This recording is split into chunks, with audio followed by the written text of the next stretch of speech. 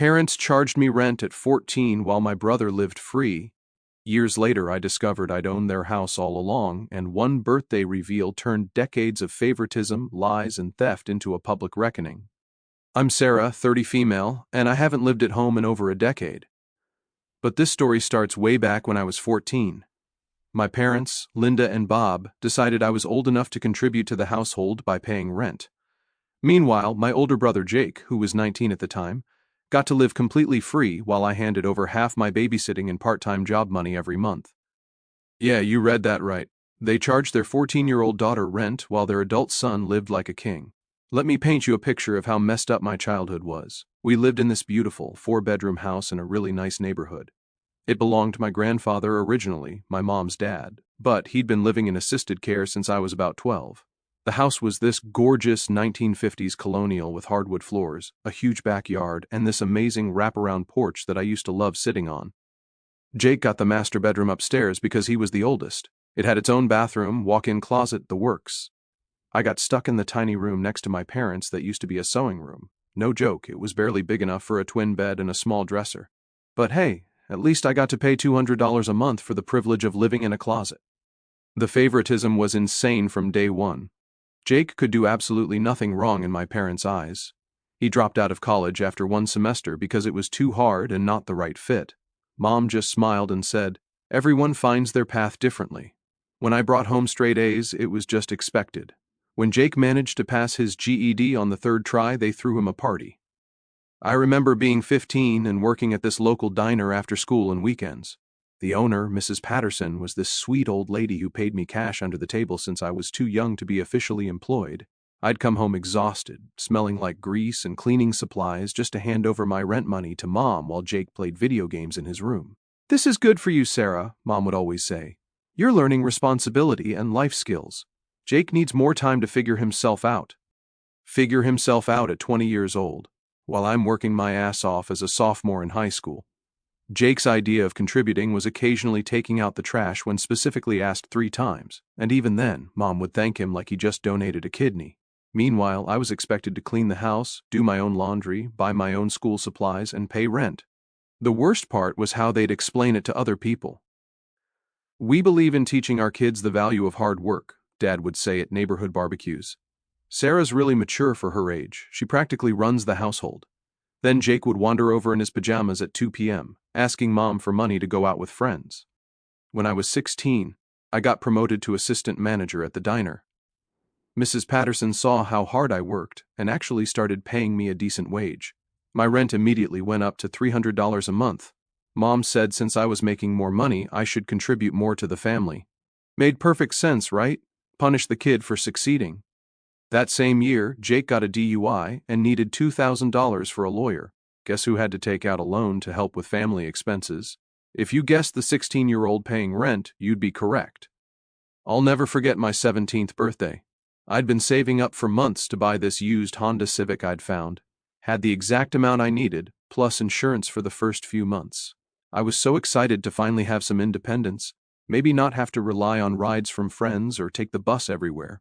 The morning of my birthday, I came downstairs to find my parents sitting at the kitchen table with this serious look. Dad cleared his throat and said they needed to discuss my financial obligations now that I was almost an adult.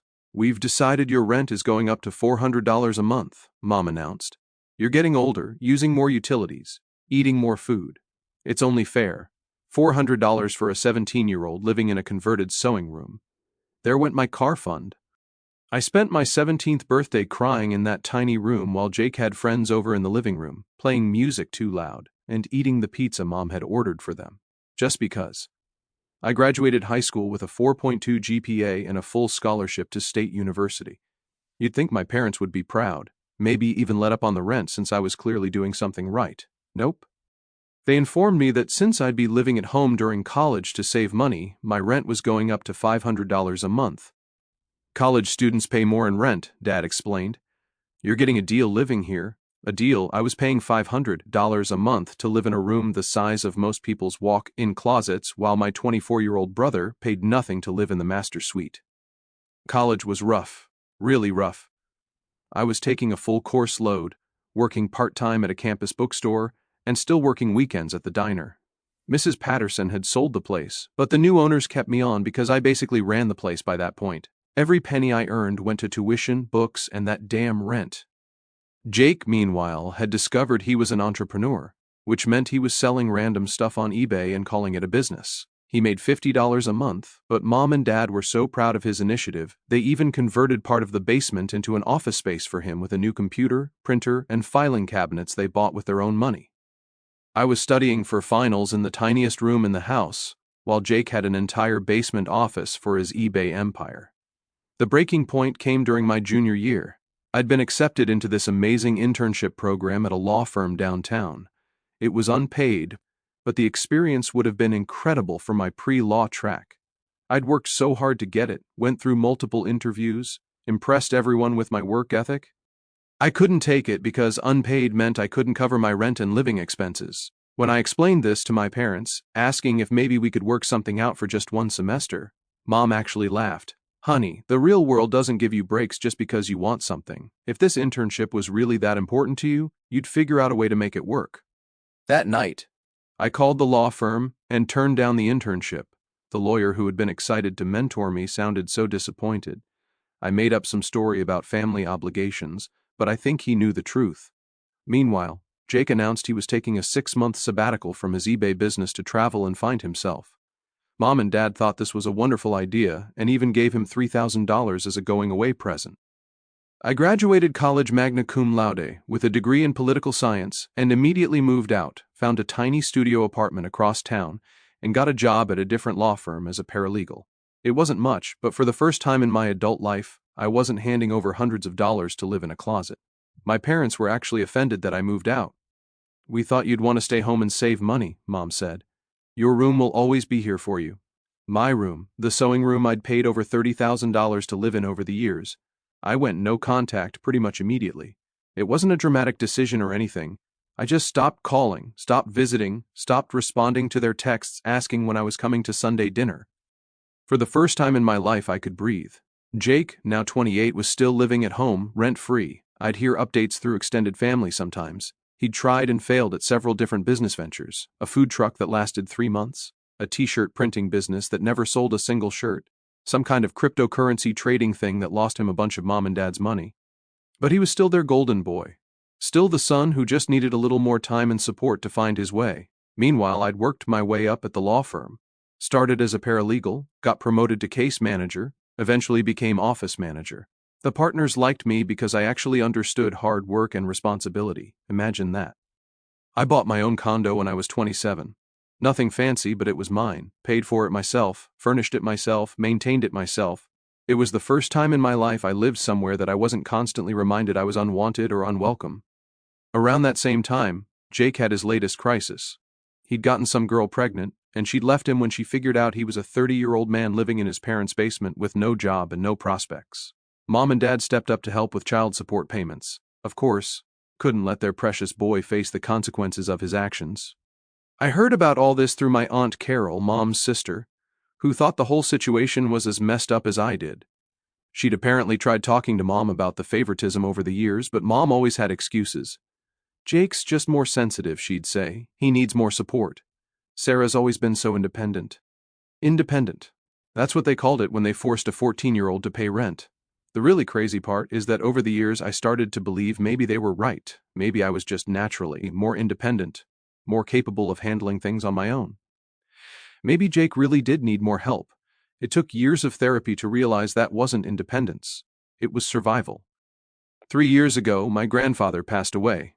He'd been in assisted living for over a decade by then. And honestly, I'd lost touch with him. I was so busy trying to survive my childhood and then build my own life that I didn't visit as much as I should have. I went to the funeral, of course. It was awkward seeing my parents for the first time in years. They tried to act like nothing had happened, like we were still one big happy family. Jake was there too, now 32 and still living at home, looking exactly the same as he had at 22. "We should get together soon," Mom said at the reception. "It's been too long." I just nodded politely and left as soon as I could. After the funeral, I assumed that was it. Grandpa was gone.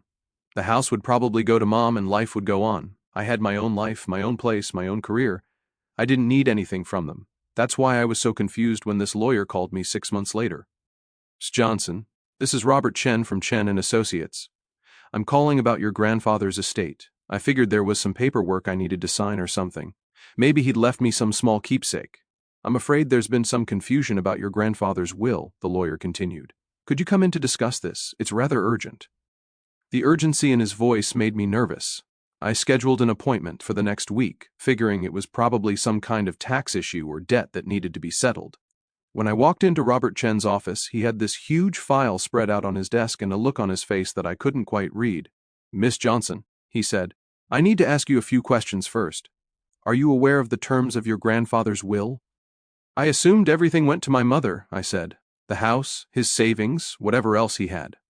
Mr. Chen opened the file and pulled out several documents. Your grandfather's will was actually quite specific. He left the house at 1247 Maple Street to you with the stipulation that ownership would transfer when you turned 18. I stared at him. I'm sorry. What? You've owned your childhood home for 12 years, Ms. Johnson. Your grandfather wanted to ensure you had security given your family situation. My head started spinning, but my parents live there. My brother lives there. Yes? Mr. Chen said carefully. That's where things get complicated. He pulled out more documents, bank statements, property tax records, maintenance receipts, all showing payments made by Linda and Bob Johnson for a house they didn't own. It appears your parents have been unaware of the change in ownership. The property taxes, insurance, and maintenance costs have all been paid by them, but legally they've been living in your house. This can't be right, I said. Someone would have told me. There would have been paperwork. Mr. Chen's expression got grimmer. There should have been. Your grandfather left very specific instructions for me to contact you immediately when you turned 18 to explain the inheritance and help you understand your options. He pulled out another document. This is a copy of the certified letter I sent to your address in 2011. It was returned as undelivered. I looked at the address. It was my parents' house where I was living and paying rent. I sent 3 more letters over the following months, Mr. Chen continued, all returned undelivered. I also attempted to call the phone number on file. What phone number? He showed me. It was my parents' landline. I left several messages explaining that I needed to speak with you about your inheritance. I was told by someone who identified herself as your mother that you were busy with college and she would pass along the message. The room started spinning. My parents had intercepted every attempt to tell me I owned the house. For 12 years, I'd been paying rent to live in my own property while they collected my money and paid the actual home ownership costs. There's more, Mr. Chen said quietly. I've been looking into the property records and there have been some irregularities. He showed me documents I didn't understand at first. Something about refinancing and home equity loans. Your parents took out a mortgage against the property 3 years ago, he explained. They borrowed $150,000 using the house as collateral. How is that legal if I own it? Mr. Chen's jaw tightened. It's not. Someone would have had to forge your signature on these documents. He showed me the loan paperwork. There was my signature or something that looked like it, but I'd never seen these papers before in my life. This is fraud, I said. Yes, it is. The next hour was a blur of legal explanations and document reviews. The bottom line was this. I'd legally owned my childhood home since I was 18. My parents had been living there illegally, essentially as squatters, while charging me rent and committing mortgage fraud by borrowing against property they didn't own. What are my options? I asked. Mr. Chen laid it out for me. I could file criminal charges for the fraud and the intercepted communications. I could sue for the rent money I'd paid over the years. I could have them evicted immediately since they had no legal right to be there. Or I could try to work something out privately. What would you recommend? That depends on what kind of relationship you want to have with your family going forward, he said.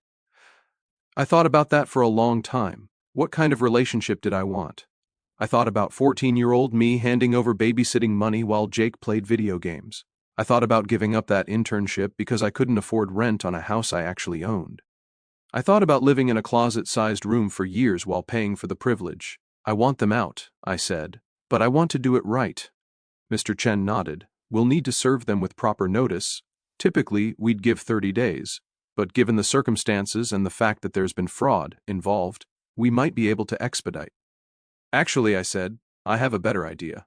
Jake's 35th birthday party was planned for the following Saturday. Mom had mentioned it during one of her guilt trip calls I'd been ignoring, a backyard barbecue to celebrate another year of Jake finding himself. I want to serve the eviction notice at the party, I told Mr. Chen. He raised an eyebrow. That's dramatic. They've had 12 years to be honest with me. I think I'm entitled to a little drama.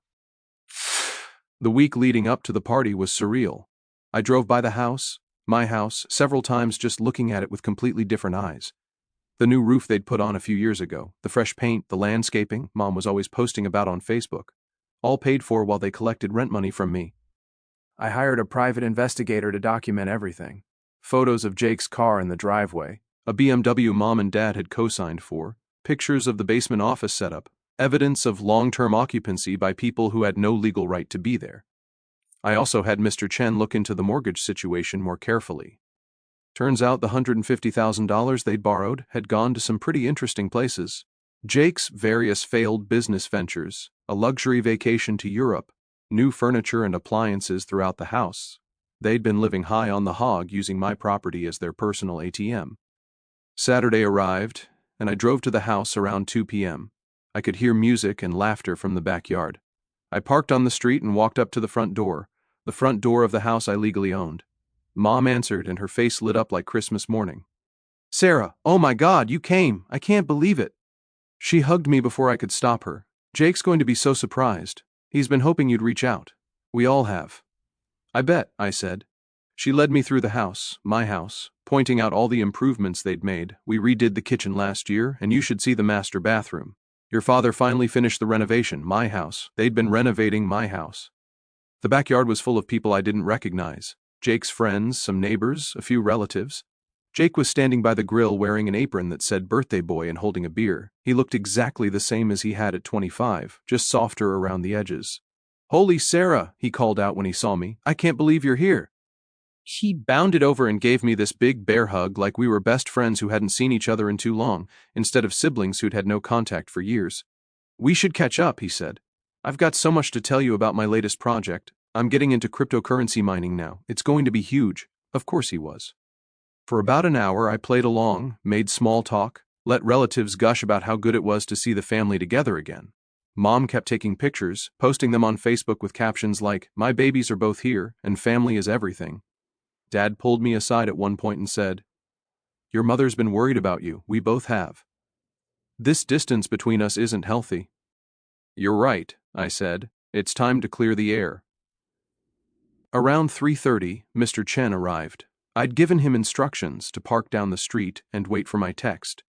He was carrying an official-looking folder and wearing his most serious lawyer expression. "Excuse me," he said, walking into the backyard. "I'm looking for Linda and Bob Johnson and Jake Johnson." The party chatter died down. Mom looked confused but walked over with her usual hostess smile.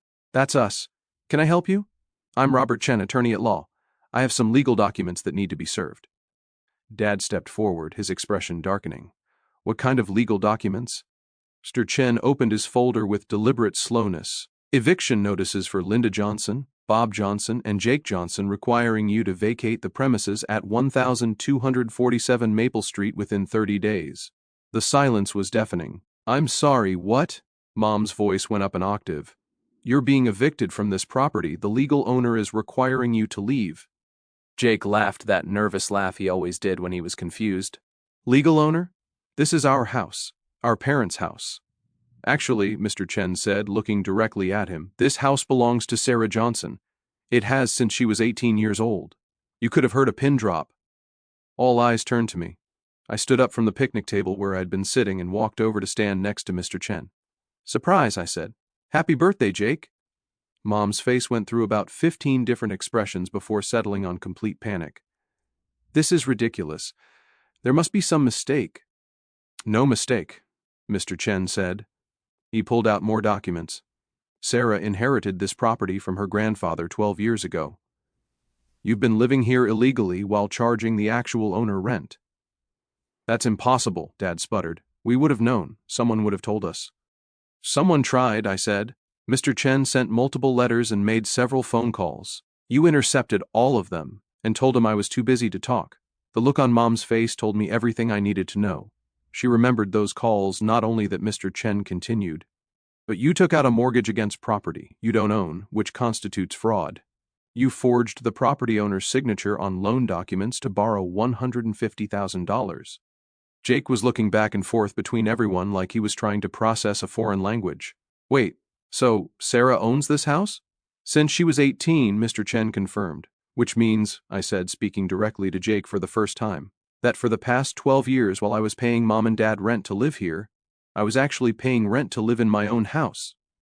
Jake's mouth fell open. While you, I continued, have been living rent-free in my house for 12 years. The implications started sinking in. Jake looked at Mom and Dad. Did you know about this? Mom started crying. We didn't know. How could we have known?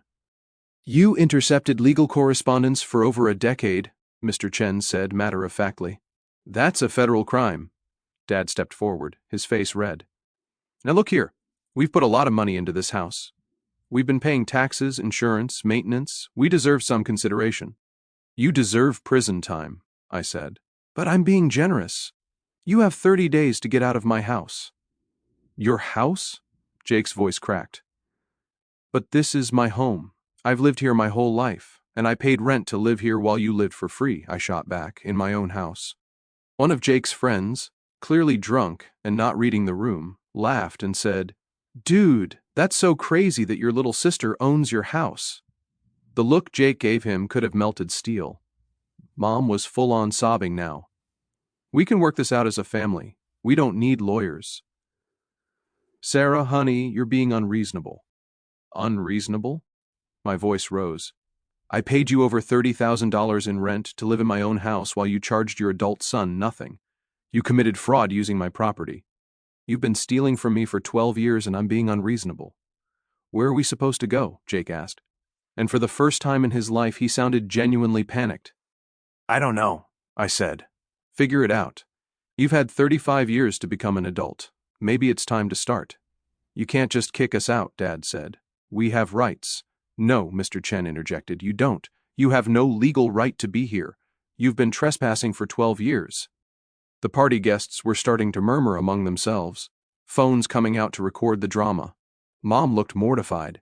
Please, she begged. Can we discuss this privately? You're embarrassing us in front of everyone. You embarrassed yourselves, I said. This is just the consequences. Aunt Carol, who'd been standing near the back of the crowd, pushed forward. Linda, is this true? You've been charging Sarah rent on her own house. Mom couldn't even look at her sister. Since she was 14, I confirmed, while Jake lived completely free. Jesus Christ, Linda, Aunt Carol breathed. What the hell is wrong with you? That's when Jake finally lost it. You can't just show up after years of not talking to us and kick us out. This is our family home. It's my family home, I said. Grandpa left it to me, not to Mom and Dad, not to you, to me, because he knew exactly what kind of people you all are. What's that supposed to mean? It means he saw how you treated me. He saw that you were a grown man living off Mom and Dad while your 14-year-old sister was working to pay rent. He wanted to make sure I had something, even if you all never gave me anything. Jake's face turned purple. I never asked for you to pay rent. That was Mom and Dad's decision, and you never once said it was unfair, never once offered to help, never once suggested that maybe the grown man should contribute to the household before the kid. That's not my fault. Nothing is ever your fault, is it? I looked around at the crowd of people watching this unfold. 35 years old, living in Mom and Dad's basement, no job, no prospects, and still blaming everyone else for your problems.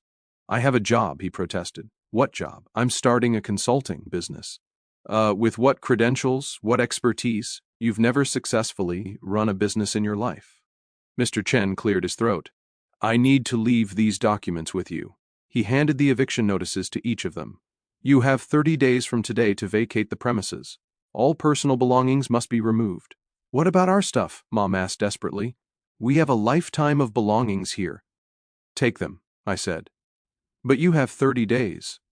Where are we supposed to live? I don't know. Rent an apartment like normal people do. We can't afford rent in this area, Dad said. This house is paid off. We don't have mortgage payments. You mean my house is paid off, and you can't afford rent because you've been living off the equity in my property instead of building your own wealth? Mr. Chen handed me a folder. These are copies of everything for your records. If they don't vacate voluntarily, we can begin formal eviction proceedings through the courts. What about the mortgage they took out? I asked. That's fraud. We'll need to contact the FBI about that. FBI, Mom's voice was a whisper. You forged someone else's signature to fraudulently obtain $150,000, Mr. Chen explained. That's wire fraud, bank fraud, and forgery. Federal crimes. Jake sank into one of the lawn chairs. This is insane. This whole thing is insane. What's insane, I said, is that you're 35 years old and your biggest concern is being kicked out of your parents' house. Most people your age own their own homes, have careers, have families they're responsible for. I'm trying to start a family, he protested. By living in your parents' basement and working on get-rich-quick schemes? The party guests were starting to leave, sensing the family drama was going to continue for a while. Jake's friends awkwardly gathered their things and mumbled excuses about having other plans. Aunt Carol stayed, though. She walked over to Mom and said, Linda, I need to understand this. You charged your teenage daughter rent while letting your adult son live for free.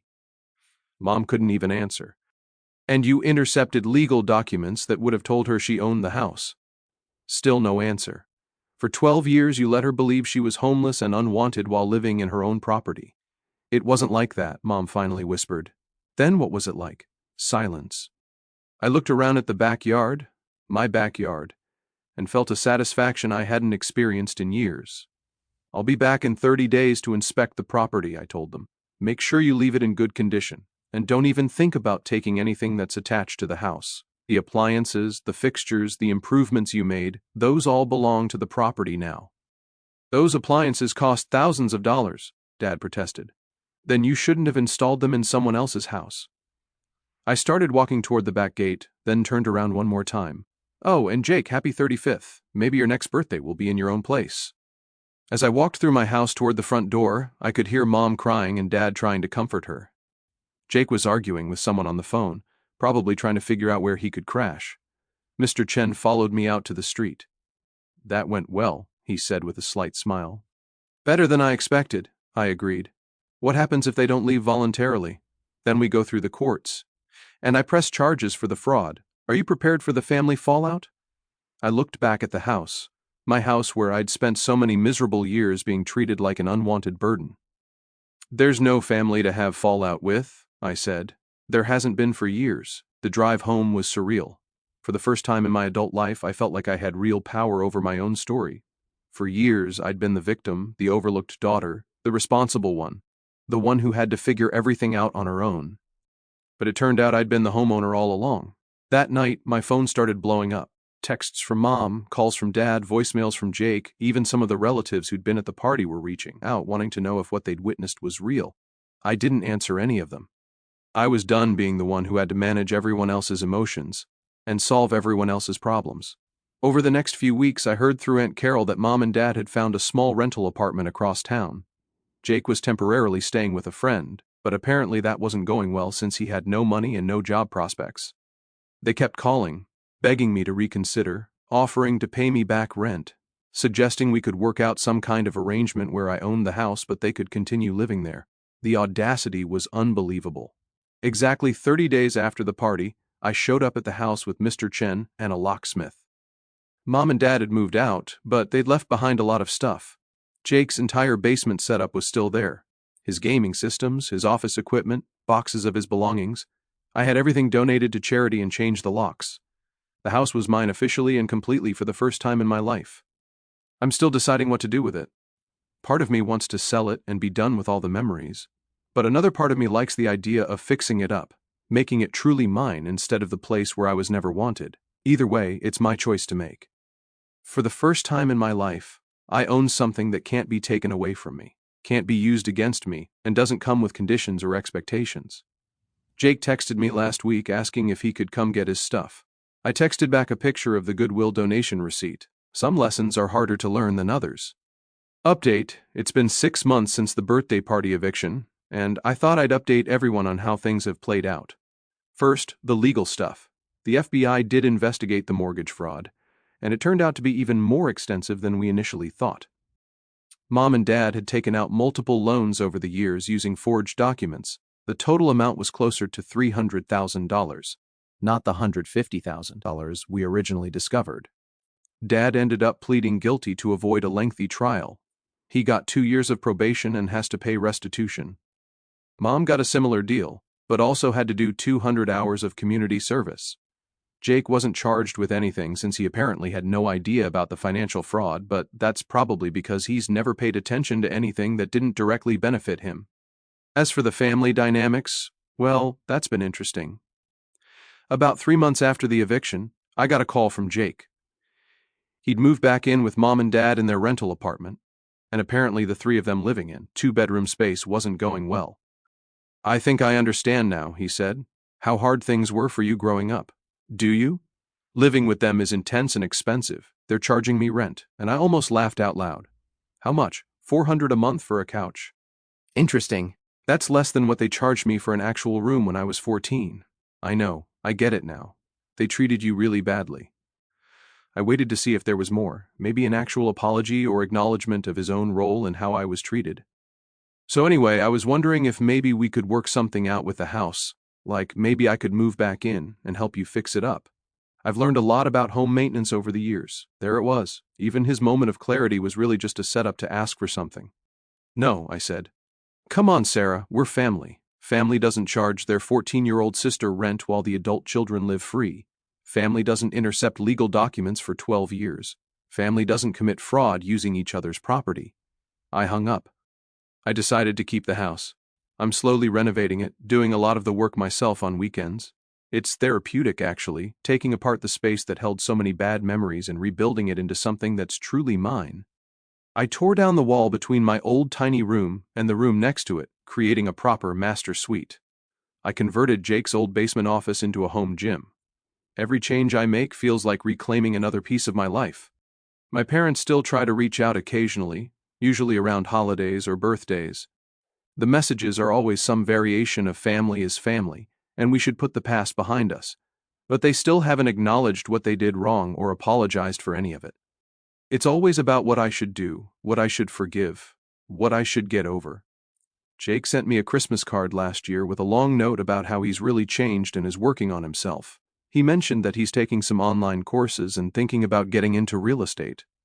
Card came with a small gift card to a coffee shop, and a note saying he hoped we could start rebuilding our relationship. I donated the gift card and threw away the note. Some bridges aren't meant to be rebuilt. Some relationships are too damaged by years of mistreatment and neglect to salvage, and that's okay. Jake reached out one more time about 6 months ago. He'd apparently gotten evicted from Mom and Dad's apartment. Shocking, I know, and was asking if he could stay in the house just temporarily while he got back on his feet. I didn't even respond.